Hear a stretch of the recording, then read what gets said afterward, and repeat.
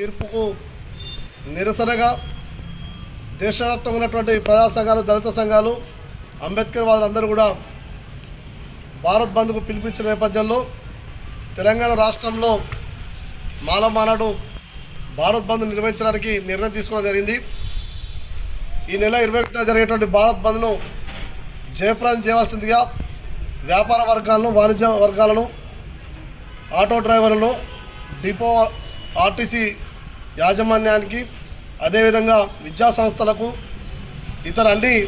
వర్గాల ప్రజలకు, వ్యాపార వర్గాలందరికీ మానవాళి తరపున విజ్ఞప్తి చేస్తున్నాం. ఈ యొక్క అప్రజాస్వామిక తీర్పుకు నిరసనగా జరిగేటువంటి ఈ బంద్కు మీరందరూ కూడా సహకరించి బంద్ను పాల్గొనవలసిందిగా, బంద్ నిర్వహించవలసిందిగా ప్రతి ఒక్కరికి మానవాళి తరపున విజ్ఞప్తి చేస్తూ